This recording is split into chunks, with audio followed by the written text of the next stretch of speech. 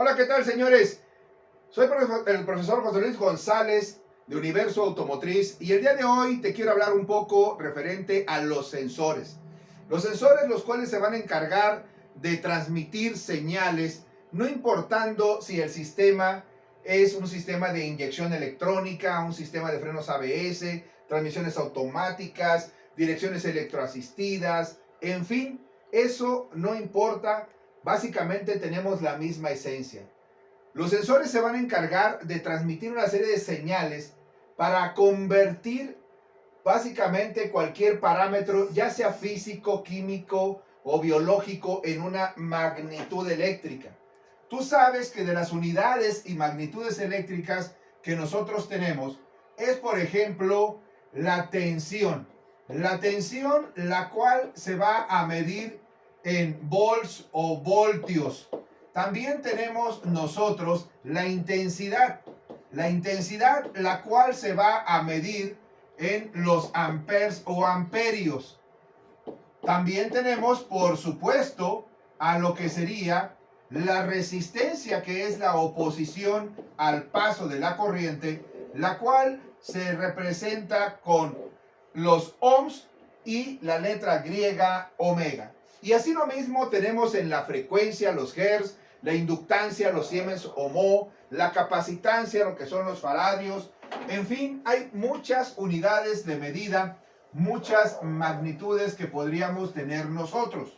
Así entonces, los sensores los podemos clasificar nosotros en dos grandes familias. Aquellos que se llaman activos y aquellos que se llaman pasivos. Los sensores activos es cuando la magnitud que se va finalmente a informar proporciona la energía, en este caso eléctrica, para producir precisamente esa señal. Mientras que los sensores a los que llamamos pasivos es cuando esa magnitud simplemente va a cambiar algún valor, por ejemplo, de resistencia, pero no está siendo generación de una corriente eléctrica, sino nada más de un parámetro, como en este caso lo que sería la resistencia. Ahora, es muy común escuchar que alguien presenta algún problema y quienes así los quieren ayudar a resolver su problema opinan y dicen, bueno, si tienes un problema ha de ser un sensor. Sí, efectivamente, es cierto que puede ser un sensor el que puede estar fallando. Sin embargo, eso nada más es una parte del sistema, cualquiera que estemos nosotros hablando. Estos sensores se consideran señales de entrada a lo que nosotros llamaríamos la unidad de control.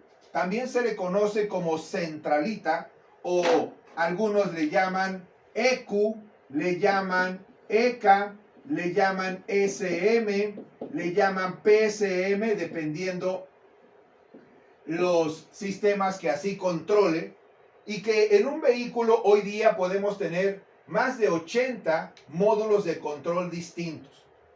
Esta unidad de control va a recibir la información de nuestros sensores, la va a procesar, va a consultar sus memorias internas que tienen y entonces determinar qué es lo que va a hacer. Y de lo que va a hacer es simplemente va a decirle a los actuadores que finalmente realicen una función. Así que mientras los de la izquierda son señales de entrada, los de la derecha le llamaríamos nosotros salidas. Estas serían las salidas. En este ejemplo que estoy poniendo, un relevador, los inyectores, una bomba de gasolina, un transformador de alto voltaje, en fin. También tenemos nosotros otro elemento que podríamos considerar nosotros un circuito bidireccional. Es decir, que funciona tanto como entrada como salida.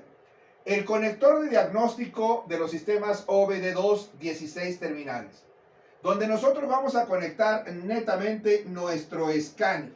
Y con el escáner simplemente vamos nosotros a tener comunicación con nuestra unidad de control para poder así solicitar lo que son los códigos de falla que haya detectado en el monitoreo continuo que hace del sistema. Así también podemos nosotros en tiempo real poder ver la información que está recibiendo de los sensores, el estatus de los actuadores e incluso podríamos solicitarle que activara actuadores o que cambiara algunos datos o parámetros en determinado momento que nosotros hayamos hecho alguna adaptación o alguna modificación. Pero es de esta manera en que podemos encontrar cualquier sistema de gestión electrónica.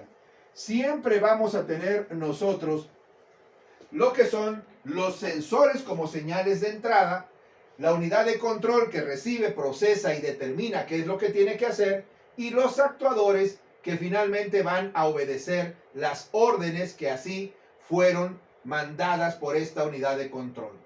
Ahora, nosotros podemos clasificar a los sensores en diferentes tipos dependiendo cuál es su forma de trabajo, no la señal que van a generar, porque si hablamos de la señal, bueno, pues los podemos dividir simplemente en aquellos que mandan señales análogas o analógicas y aquellos que mandan señales digitales. Esto, bueno, pues sí es cierto, son dos grandes familias de estos sensores, dependiendo la señal con la que van a estarse comunicando con la unidad de control. Pero la clasificación que yo tengo en este momento es básicamente sobre el tipo de energía o forma en que va a trabajar netamente este sensor. Es decir, podemos encontrar sensores que son magnéticos. Todos estos sensores magnéticos, por supuesto, trabajan con un campo magnético. Este campo puede ser producto de imanes, lo cual sería un magnetismo permanente, norte y sur, que son los polos, o puede ser con electromagnetismo, a través de un flujo de corriente que hacemos pasar por un embobinado o devanado. Los sensores magnéticos, como el sensor CKP, el sensor BSS, WSS, Wheel Speed Sensor, en el caso de los frenos de las ruedas, el sensor CMP, e incluso, bueno, pues los podemos mencionar en diferentes, repito, sistemas que nosotros podamos tener en el ramo automotriz, ya sea doméstico o incluso industrial. Los sensores magnéticos son muy, pero muy comunes y usualmente va a generar una señal análoga. Sin embargo, tenemos también los sensores que se llaman por efecto Hall y también trabajan mediante un campo magnético. Pero este campo magnético lo que va a hacer es llegar netamente a un semiconductor, el cual va a estar conectado de alguna manera al polo negativo. Por otro lado, va a estar recibiendo entre 8 y 12 voltios y de ahí vamos a tener nosotros una señal de referencia de, por ejemplo, 5 volts. Y esto es lo que va a sacar algo que decimos siempre, señales de onda cuadrada de 0 a 5 voltios, o bien pueden ser de 0 a 12, en fin. Esto es una señal digital, pero también lo hacemos con un campo que se encuentra simplemente exponiéndose o no a un semiconductor y con un elemento rotatorio, usualmente le llamamos reluctor. También tenemos otros tipos de sensores. Los sensores por conductividad eléctrica. Los sensores por conductividad eléctrica, su unidad de medida es el Siemens o también llamado mho. Es decir, la conductividad es lo contrario a la resistencia. Y si la resistencia se mide en ohm, entonces la conductividad, que es lo contrario, se mide en mho. Por eso es que algunos utilizan esta unidad de medida. También tenemos aquellos que son termoeléctricos. Los termoeléctricos simplemente son termistores, que no es otra cosa más que una resistencia que va a cambiar su valor resistivo dependiendo de la temperatura. Los podemos ocupar para medir la temperatura del motor o refrigerante del motor, del aceite del motor y del aceite de la transmisión, del combustible, ya sea gasolina, ya sea diésel. Lo ocupamos para checar la temperatura de las baterías, ya sea la principal o en los vehículos híbridos. Hasta 7 sensores tenemos de temperatura, la temperatura ambiente, la temperatura dentro del habitáculo, en fin, hay muchos sensores que funcionan idénticamente igual. Su regla es muy simple, son sensores denominados electrónicamente NTC, que significa que cuando hay una mayor temperatura, simplemente ellos van a presentar una menor resistencia. Muy bien. Ahora, también tenemos aquellos que son fotoeléctricos. Los fotoeléctricos o los sensores llamados también fotorresistivos son aquellos que simplemente son también resistencias, pero tienen aquí su encapsulado, pero que van a variar su resistencia dependiendo la exposición a la luz.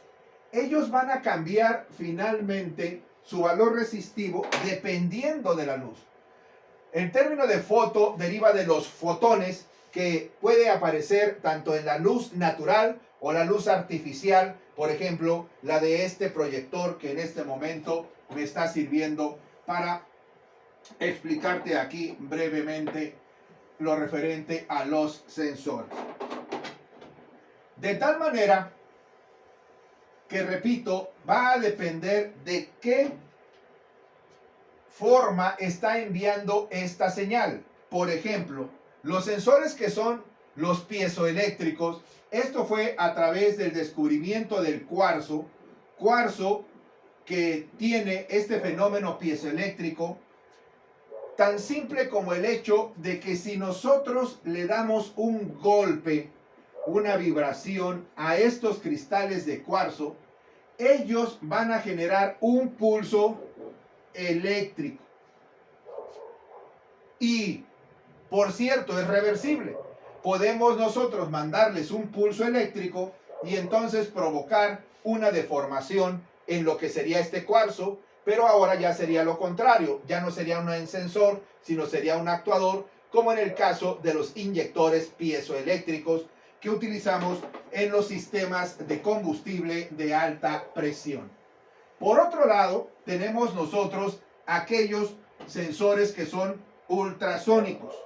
Los sensores ultrasónicos, por ejemplo, tiene aplicación en el depósito de los vehículos a diésel que utilizan el AdBlue. Este aditivo que se utiliza precisamente para mezclarlo con los gases contaminantes, los gases de escape, y reduzca la producción de un gas llamado óxido de nitrógeno.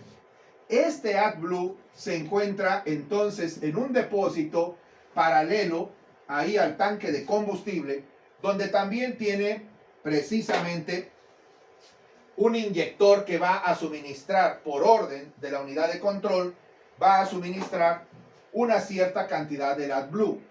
Bien, pero tenemos que saber el nivel de este aditivo dentro de este tanque. Para saber el nivel, no lo tenemos nosotros con un flotador como en el tanque de combustible, ya sea gasolina o ya sea diésel, sino en este caso es por medio de una serie de ondas ultrasónicas que envía nuestro emisor, idénticamente igual como un radar para los aviones, un sonar para los submarinos, donde finalmente a través de esta emisión ultrasónica puede determinar el volumen de líquido que tenemos nosotros en este recipiente o depósito. Muy bien. Ahora, por último, tenemos aquellos que son de radiofrecuencia. Sabemos que hoy día los vehículos tenemos una lámpara en el tablero donde aparece prácticamente un neumático el cual se ve desinflado. Esta lámpara de aviso para el conductor se va a encender cuando nosotros tenemos una baja presión de aire o de nitrógeno, en su debido caso, en alguno de los neumáticos. Anteriormente no me indicaba cuál de los cuatro, hoy ya sabe exactamente cuál de los cuatro puede ser. Para eso, dentro del neumático, nosotros tenemos dispuesto precisamente a este sensor, el cual está generando una señal, pero a través de una radiofrecuencia. Es decir, este sensor que está aquí adentro va a estar emitiendo una señal que, al igual que el AM de tu radio, está a una cierta frecuencia y hay un receptor, y ese receptor está recibiendo esa señal del neumático vía aérea, como ahorita el Wi-Fi para el internet en este caso, y simplemente está detectando la presión de este neumático. Así que los tenemos, vuelvo a repetir, por esta radiofrecuencia de amplitud modulada, lo cual se mide en hertz la frecuencia, ya que es una corriente alterna la que se está emitiendo.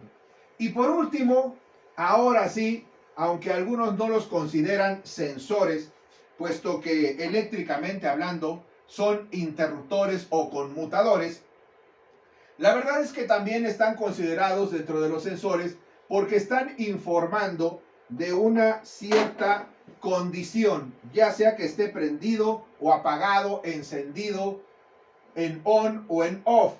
Los encontramos aquellos que son sencillos, de un polo o un tiro, los encontramos de un polo pero con dos tiros, o los podemos encontrar con dos polos y un tiro, o dos polos pero de doble tiro. También los podemos encontrar ya sea deslizantes, ya sea de balancín, y tenemos aquellos que son llamados los push button. De los push button tenemos los llamados normalmente abiertos, es decir, que necesitamos nosotros oprimirlos para que hagan contacto en este punto A con este punto B, o que ya estén normalmente cerrados, es decir, que ahora si nosotros los oprimimos, entonces ellos interrumpen el paso de la corriente, es decir, quedan en off cuando nosotros los oprimimos. Así entonces podemos encontrar diferentes interruptores, no solamente el switch de ignición, el llavín como le llaman algunos otros, sino podemos encontrar el del aire acondicionado, el de los frenos, el interruptor del embrague, podemos encontrar incluso en el mismo cuerpo de aceleración, aparecen interruptores que avisan que nosotros ya nos hemos movido de la posición cero o de marcha mínima. En fin, un interruptor también es una señal de entrada hacia nuestras unidades de control. Ya sean magnéticos por efecto Hall, conductividad eléctrica, termoeléctricos, fotoeléctricos, piezoeléctricos, ultrasónicos o de radiofrecuencia, finalmente todos ellos están enviando, vuelvo a repetir, una señal hacia la computadora para que la computadora pueda determinar qué es lo que tiene que hacer con su actuador en los sistemas.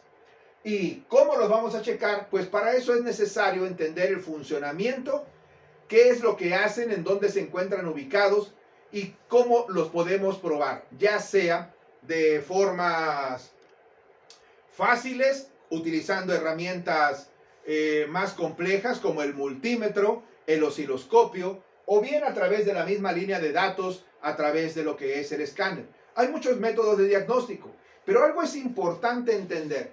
O sea, muchos queremos el camino corto, el camino fácil, y eso no existe.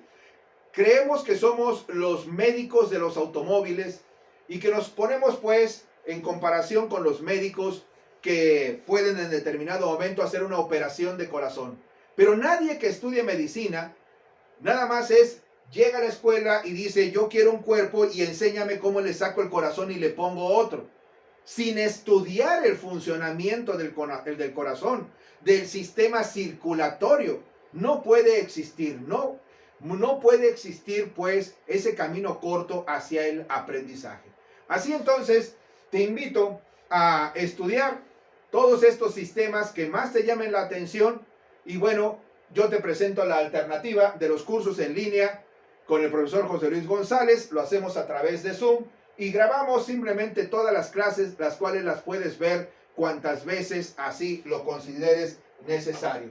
Y por último detalle, bueno, pues nosotros tenemos la forma de comunicarnos, ya sea como lo hace este sensor con la unidad de control que recibe, procesa, determina qué es lo que hay que hacer y le dice al actuador finalmente que actúe y en este caso manifieste. El sensor VSS, Vehicle Speed Sensor, le informa la velocidad del vehículo y esta se representa en el tablero. Bien, pues si me has entendido la comunicación, comunícate conmigo, es el 777-190-0213. Ese es el teléfono de WhatsApp.